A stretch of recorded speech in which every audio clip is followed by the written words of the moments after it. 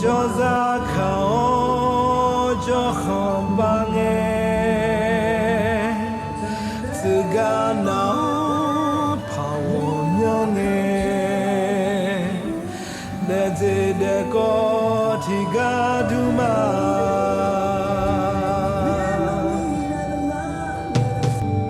Mama mi kha mosa mi che Modu ko jo khweta Nga puma umpu de le kuma Tiho tipo kala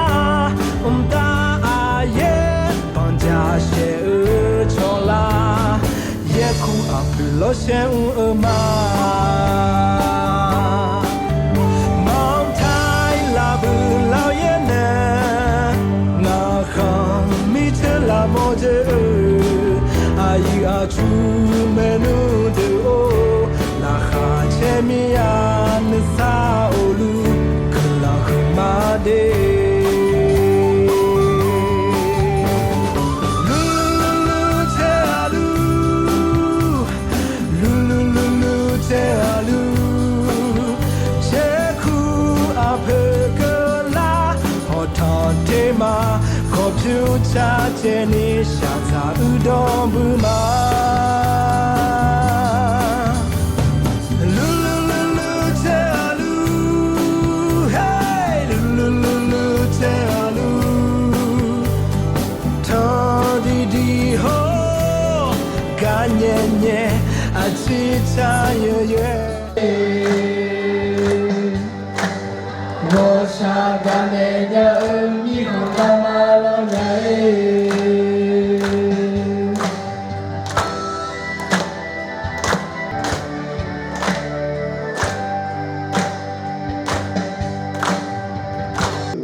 Jorina em mong mà đu lúa từ như hô này à diệu ayo diệu mà tuat là cái mình này là apo gì mình mà mong đi là đó là ao cũng mà tu nhiều là cái mình này cứ chỉ lệ phá rồi còn đi là nó hamenu cho lúa chỉ qua đấy nó hamenu cho lúa upute akal punga lengena là apo mà không nghe để mà ngơ ayo hồ kỳ hồ sai kỳ hồ thì nữ không siêu phụ chỉ punga lệ thứ ba là gamong cho còn đi nó ha upute cho achule mel cho to na hai yo sa le chi lao là cho biết achi sinya ta là thu là thứ hai có ayo nhung ayo gani yo le cho le yo sa le yo đi mà người na ye mu we gani gì nghe amale cha gọi con là khi phát cho thế đấy đó thứ này yo hao có yo ba yo lu này cho nhà phải yo bu phải lấy tiền này để lấy rồi hay đi nó có lọ bò phụ thị phụ la lấy lấy lọ nhà người nhà lọ chỉ về như này như sa ra là như nào phụ đề giả luôn mà đi lệ mà đi trái phải đi mông đi cô la phải mi hong ta chom yo do thằng mi hong ta chom yo do thằng ye thiệt nó hàng luôn ado mà về lo ado me mà ado như mà thiệt nó hàng ye ado mà nè thằng cái mà cái na như nè để mà ayo mà nó ye nè thằng hơi ra ye ado chỉ mà xin nhà u xe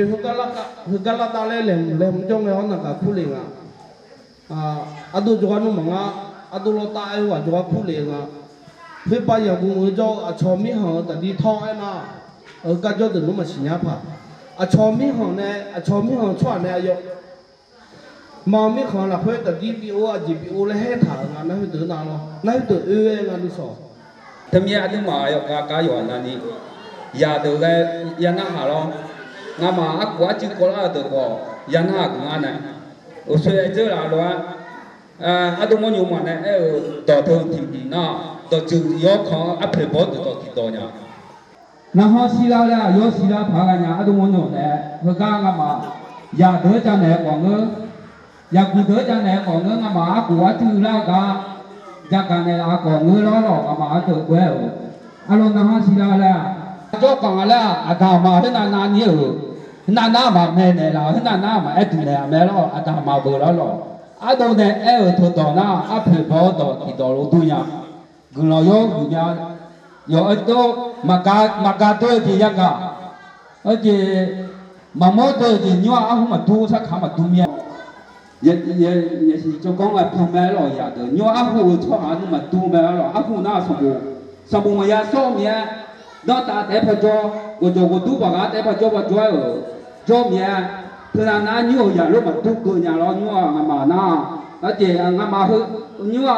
makoi koi cikola mia, oke ngài chế nó chế cho anh nhà rồi nhà cù lẽ của nhà cù tiên ấy cái con na đó yêu con anh chỉ nào đâu anh nhà con na giờ con nhà được yêu có những con người đó là nhà yo na na lu ya ya ni ho ne si khổ chi ho ne o la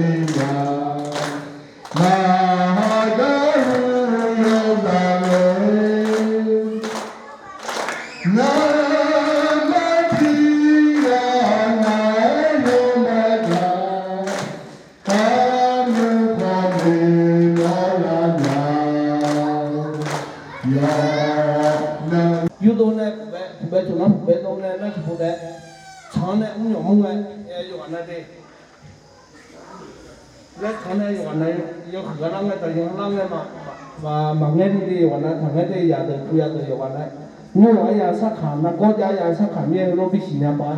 à cho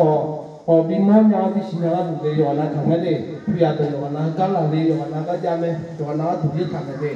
giữa cái ngã thế hay lấy đeo này dùng máu lấy cho này dùng máu là gì lấy cho nó hello如果咁我哋攞咧田你啊路壇咧田那將來田那咪菜嘅嘅又那嘛，你哈拉的，如果咁啊路壇咧，都搞幾張咯。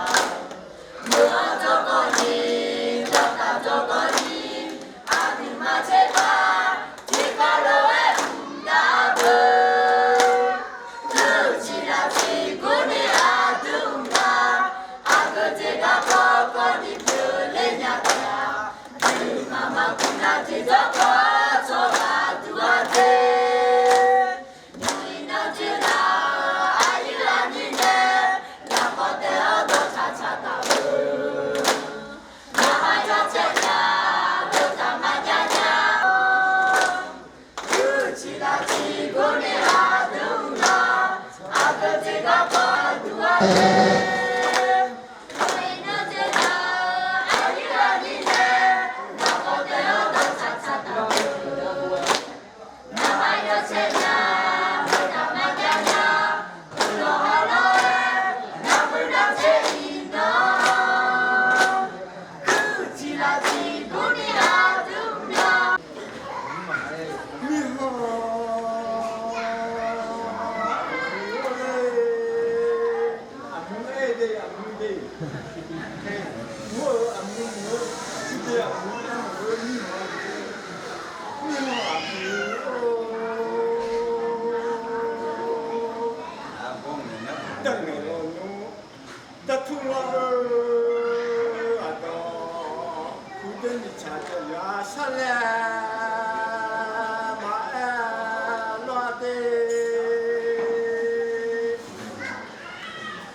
Tamangatu Ato Eme Puteniche Dedans Tilema Eloi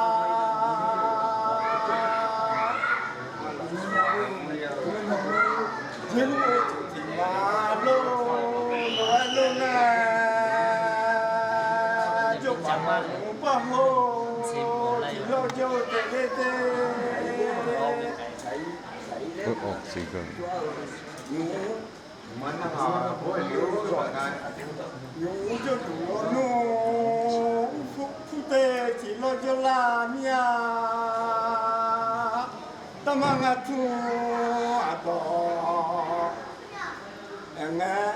Puteni chajoya salama la mi ho mi lo de Puteni che do chule ma la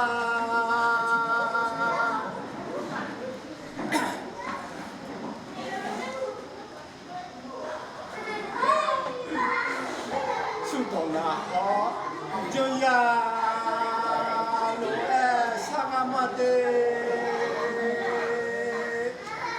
Sukhojoha Dedon Tiu Telede Tamaku Mamakaya Uhu Michelome Tamama Layama So Asom Emiche Yalomade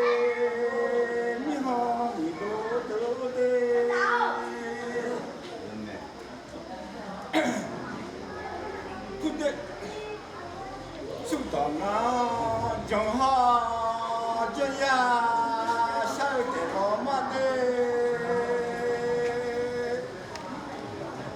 Suwe Jongha Tilutema Ngàn đè lúc thung ở mảng ngơ nọ Thật gì có đó từ chỉ mà Chả ga lên ngay Nó là có mà nọ Thật gì phút tù lùa trong ngà bê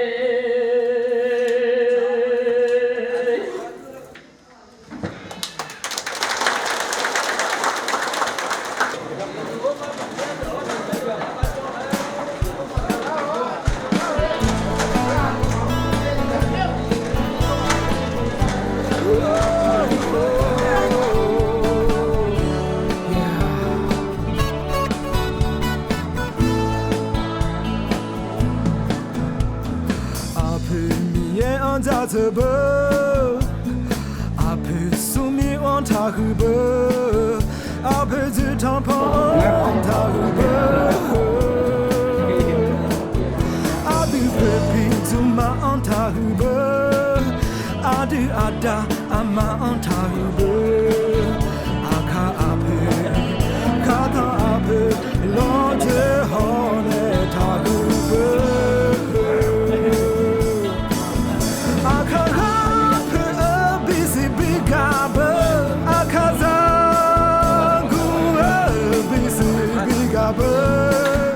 Akaza menumbe akaza mana tabeze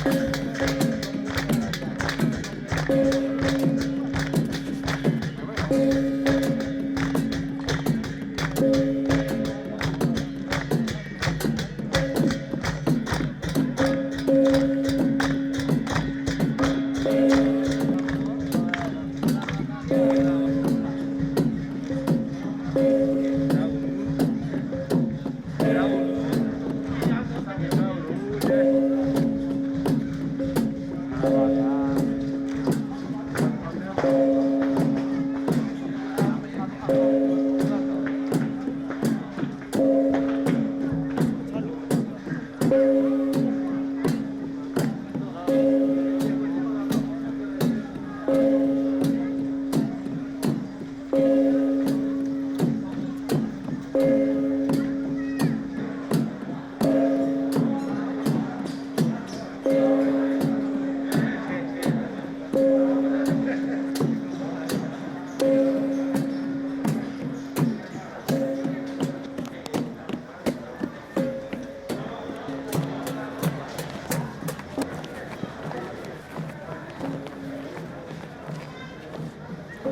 စတင်ကျင်းပကြောင်း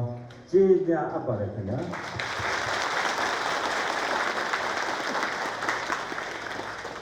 စီစဉ်ရရိဂန္ဒီရာတိုင်းစစ်ဌာနချုပ်တိုင်းမူဘိုးချုပ်ခင်နိုင်ကဓမ္မချင်းမြောက်ထာတိုင်းလာစုပေါင်းဓာတ်စီပွဲတော်ဖွင့်ပွဲခန္ဓာတို့အမှန်ကဝက်ကားပြပါရန်ဗီဇာစွာဖြင့်တင်ပြအပ်ပါတယ်ခင်ဗျာ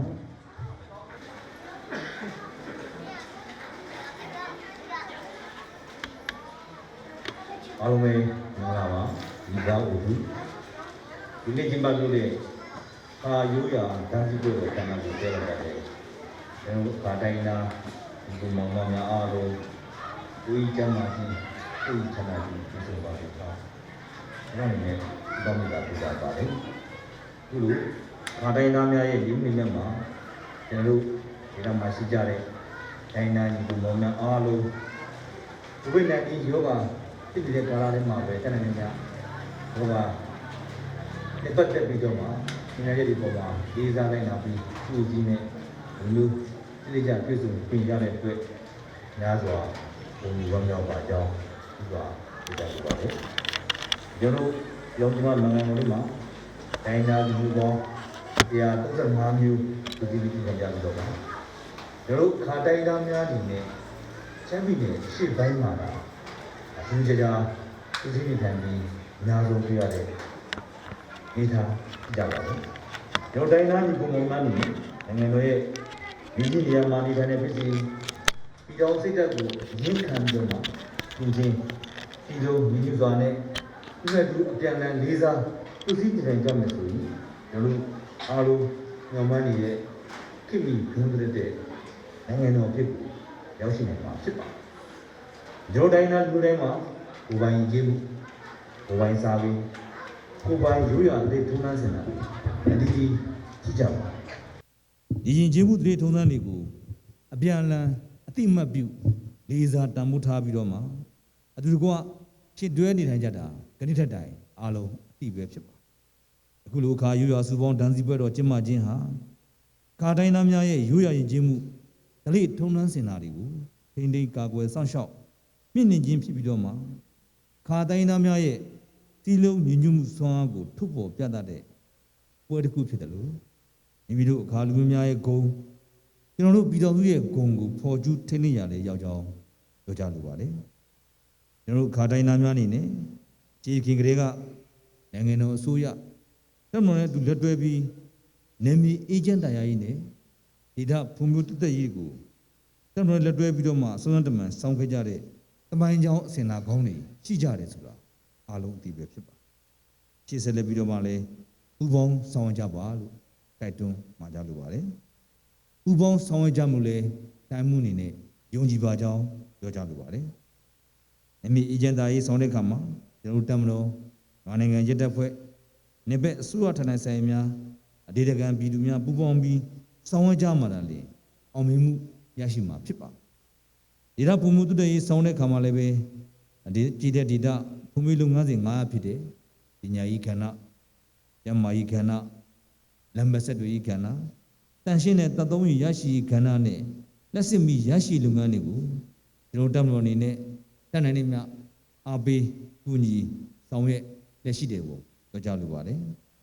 ကျွန်တော်တပ်မတော်အနေနဲ့ပညာရေးကဏ္ဍဖွံ့ဖြိုးတိုးတက်ဖို့အတွက်ဆောင်တဲ့အခါမှာလည်းတိုင်းတပ်ဖွဲ့ခြေဆက်တဲ့နေမြေမှာရှိတဲ့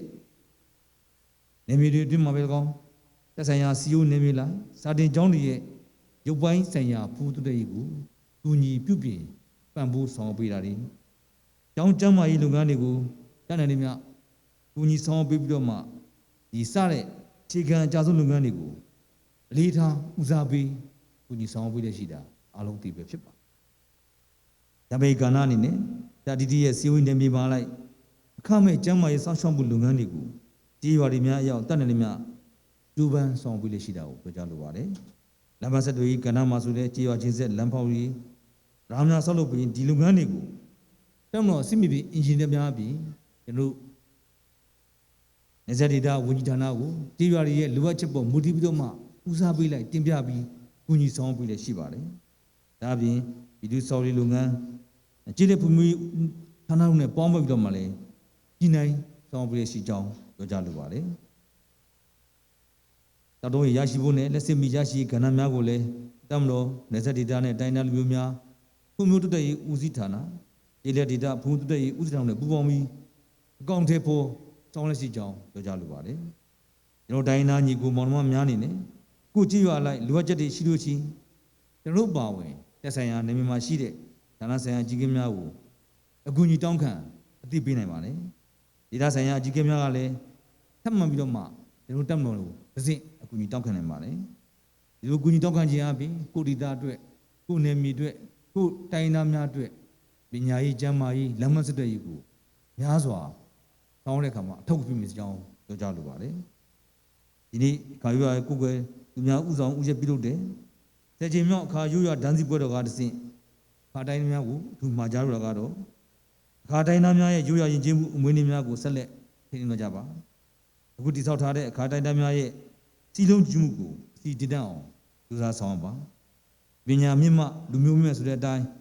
ခါတိုင်းသားမောင်ဝင်များမှာအသိပညာအသက်ပညာများကိုကြိုးစားတင်ယူကြပါလူညွတ်30မဲ့မူစေဝါကိုလူချင်းရောဖွဲ့စည်းလိုက်ပါချောင်းရှားတိုက်ဖြတ်ပြီးကြပါခါတိုင်းသားများဟာနေပတိကကျင်းပတဲ့ညီလာခံတွေဒီနေ့ပွဲတွေစည်းဝေးတွေကိုတက်ရောက်လက်ရှိပြီး၎င်းတို့မှတစ်စင်မိမိလူမျိုးပတ်ဝန်းကျင်ဒေသမိမိနိုင်ငံတို့အကျိုးရှိစွာပေါ်ဆောင်ပါခါတိုင်းသားကြီးကများကလည်းများပြားလာတဲ့တောင်များကိုဇွဲမချော့ပဲကျူပန်းဆောင်ပြီးကြပါခါတိုင်းသားများလည်းအခုကဲ့သို့အကြီးကဲများနဲ့ယုံကြည်စီးလုံးလက်တွဲပေါ်ဆောင်ပေးကြပါစစ်မှန်တဲ့မြို့စစ်တပ်နဲ့ပြည်တော်စုပြိုကွဲရေးအတွက်ခါတိုင်းသားများအနေနဲ့စီစီလုံးလုံးညီညွတ်တဲ့တိုင်းသားစီလုံးညွတ်ကိုလက်တွေ့ကောင်းတယ်ပေါ်ဆောင်ပေးကြပါဒီကုလုံးဒီနေ့ပြောကြလို့ကတော့ဒီနေ့လိုမင်္ဂလာရှိတဲ့မြင့်မြတ်ခါတမြမှာကျွန်တော်တို့ညီနောင်တိုင်းသားညီကိုမောင်နှမများအနေနဲ့ပြည်တော်စုကြီးအတွင်းရှိတည်တဲ့အေဂျင့်တာယာတဲ့ဒီမိုကရေစီနိုင်ငံတော်တည်ဆောက်ရေးမှာအဓိကလိုအပ်ချက်ဖြစ်တဲ့ပြည်တော်စုမပြိုကွဲရေးတိုင်းသားစီလုံးညွတ်ပြိုကွဲရေးချုပ်ချာအာဏာတည်တတ်ခံမဲဆိုတဲ့လူတာဝန်အရေးသုံးမှကိုအမြဲတမ်းတွင်ဆောင်ပေးကြပါစစ်မှန်တဲ့မြစ်စစ်တပ်ဖြစ်တဲ့ပြည်တော်စစ်တပ်ကိုရင်ခံပြီးအပြန်အလှန်ကြည်ကြည်ရင်းနှီးမှုစီလုံးညီညွတ်မှု we all မြန်မာဆိုတဲ့စိတ်ထားနဲ့ကျွန်တော်တို့ပြည်တော်စုကြီးကိုကမ္ဘာလယ်မှာထဲဝါရက်တည်နိုင်အောင်ဘာဝန်ကြိုးစားသွားကြပါလို့တိုက်တွန်းလိုပါတယ်ဒီကနေ့ကျင်းပပြုတဲ့အခါယူဝဒန်းစီပွဲတော်မှာသည်ခါတိုင်းသားညီကောင်များအားလုံးမင်္ဂလာပေါင်းနဲ့ပြေဝကြပြီးကြည်နူးပျော်ရွှင်ဖွယ်ရာဘဝများကိုပိုင်ဆိုင်နိုင်ကြပါစေတိုင်းသားညီကောင်မောင်များမျှော်မှန်းတောင်းတတဲ့ဘဝအစဉ်အများရရှိခံစားနိုင်ပါစေခေပညာတတ်များအသိပညာရှင်တပ်ပညာရှင်ထူးချွန်သူများတိုးတက်များပြားပြီးဒေသအကျိုးနိုင်ငံတော်အကျိုးထမ်းဆောင်နိုင်သူများဖြစ်ကြပါစေမိမိတို့ရဲ့ရွာရင်ချင်းမှုဒေထုံးစံများမပြောက်ပြစ်အောင်ထိန်ထိန်ချောက်ချောက်နိုင်ကြပါစေဒန်းစီပွဲတော်ဆိုတာခါတိုင်းသားလူမျိုးများရဲ့စီလုံးညှိမှုကိုပြသတဲ့ပြရုပ်တစ်ခုဖြစ်ပြီးတော့မှရိုးရာတလိကိုထိန်းနေတဲ့အနေနဲ့ကျင်းပတဲ့အခါရိုးဝဒန်းစီပွဲတော်ကိုတက်ရောက်ပြီးအမှားစကားပြောကြရတဲ့များစွာဂုဏ်ယူဝမ်းမြောက်ပါကြောင်းနဲ့နောက်မှလည်းအားလုံးပေါင်းလက်တွဲပြီးအကောင့်တွေပေါ်ဆောင်ရွက်နိုင်ကြပါစေကြောင်းစုမကောင်းတောင်းရင်ဒီကုန်းချုပ်ပါတယ်ဒီစားအိုလူငြိမ်းချမ်းတာရပါစေဒီအောင်ရှိမှကျေးဇူးတင်ပါတယ်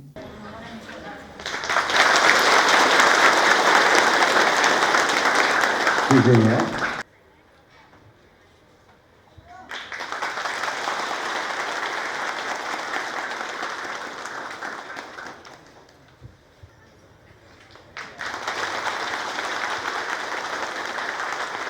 ဆက်လက်ပြီးဗိုင်းပွဲတော်ခန္ဓာတို့ကြောက်ပြီးပါတော့စစ်ဘက်လည်းပဲအဲ့ဒါတော့ဒီနေရာရောက်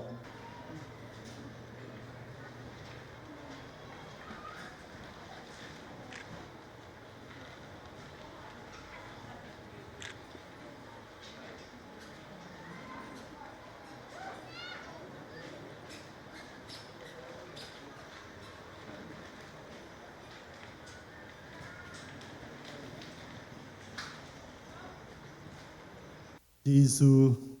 တင်စကားတကယ်လဲယေရှုတင်ထိုက်တဲ့နေ့တနေ့ပါဒီနေ့ဒီချိန်ခါကျွန်တော်တို့အားလုံး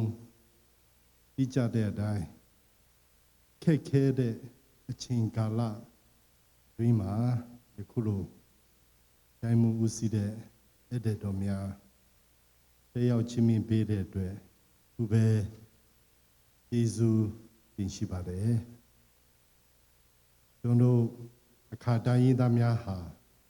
မိမိရဲ့ရိုးရာယဉ်ကျေးမှုဘာသာတရားထုံတန်းဒလိတွေကိုယခုလိုပွဲတော်တွေကျင်းပပြီးမှထင်တင်လာခဲ့တာဒီနေ့ဒီချင်းတီပါဒီကနေ့တတမအချင်းစုပေါင်းဒန်စီပွဲတော်ကိုစီကာကာနဲ့ကျင်းပနိုင်ဖို့အတွက်အစဉ်စဉ်ရှိခဲ့တော်ညာလည်းပဲအခက်အခဲရှိနေတဲ့အတွက်အချင်းချင်းကျင်းပရချင်းဖြစ်ပါတယ်ဒီလိုကျင်းပတဲ့အချိန်မှာတိုင်းမှုကိုယ်တိုင်တက်ရောက်ပြီးမှအမစကားပြောကြားပေးတဲ့အတွက်လည်းပဲကျွန်တော်တိုင်းရင်းသားတွေရောနေမြေမှာရှိတဲ့တိုင်းရင်းသားတွေရောသူပဲဝမ်းသာဂုဏ်ယူမိပါကြောင်းယေရှုတင်စကားပြောကြားလိုပါတယ်ဒီနောက်အတမနုစေပူဇန်လာကိုရက်ခွာဖေလောဂျူလေမေရှာခါအဒံဘငယ်လေမလောနွာဘမြာနီစေပူဇန်လာမင်းနဲ့ဟာကေညာလွယ်ဒါယံဟောင်းနေဟာကေညာလွယ်မဒါရှနာမာလေလေမထာူမာအဲ့ခေါနီအယမ်အလောဖလွယ်ခြာလာမင်းနဲ့လာယောဟာဟူတဲ့ဇာတဲ့ဟာကေညာလွယ်မရှာမလားဒီလွယ်ဒူနီဘာဂျီဒူမွန်ဂျောအဒီဂုဇရတာတိုင်းမှုခေါနီအဒီဂျောကအကူနေအောင်နဲ့အဒီအခါဇာတဲ့ဟောအဒီဖူဒေဇာတဲ့အဒီခွန်ဇာတဲ့နူနူအဂျီလဲနေအောင်နဲ့အဂဂျီလဲယမ်ယာရှာငါလဲအဒီနူနူဖန်နေလေဂျာနူဂျာဒုံနေလေလာဂါဂျီဂလွန်သူမီယာအယောအဲငါလဲငနာအခါဇာဒူလေအဒီအခါဇာဒငါလဲငနာမမနီအဲ့ဒီလာအဒီယာသောတီငါလဲအယူအဆူဒောနာဟောင်းနဲ့ယောဝေယောဂုံဂုမဲဂျောနာအဒီဂျီသောဖေဘောအခါဇာလေအချောဟောင်းငဲလာနုမဲလေကလိုအေငါဖမင်းနဲ့အဒူမီခွန်ဇာဒာယောဟာအခါချောဂျူဂါကိုတဲမငူမီခွန်ဂါကိုဂျီဂမ်ဂါရှာမီနဲ့မီခွန်ဂါကိုအယမ်ဆက်ခံချာနီအခါအယူအချူဟနေယောနဲ့ငါဟာဂညာလွယ်ချောတဲ့ဟောလေဒီဟာတိကကိုပြေကိုတွဲမဒါရှန္ဒလေနာအဒီအခါနိစာဝနဲ့ဂလွန်ကမဲလေအဲငါလာဟမင်းနဲ့အယောနေအဒီအခါချောဂျေဂါမီဒိုခနီအဒီယူဂဖာရေအဒီချောတဲ့ဖာရေဝမြာနီအောငါလာဟမင်းနဲ့ဥပဒေအခါဇာမနုဂျိုလာမီချီဂျီအဒီမနုဝမြာဂျီဝမြာကောဂျန်နူဂျာဒုံအမ်ဂျီမာလာအဘောအစောဟောသမစောကဟူအယာချူယောဝနာလိုမီခွန်ဒနီဂျိုအခါချောဂျူဇာဒူဒဇာဂလွန်ခမီယာလေအမောမီယာအဒီအခါရက်ခွာဖြူကြီးခတ်ထုံဖာအဖြူကြီးမရှိဟုမီကြီးလေအဖြူဝမြာနီညာဟုမဲအဲခေါ်ဤနောဥပုဒေအခါကဘေဖြောနဲ့ lu sha lu ye ko a phe hoa ino che khu che mia che pu zang la mia ayo khu ayo nu bzu ma boni la pi sha pi ne la ha no hamenu gulon cơ lue adio u le zhe tang adio he pi dama de ji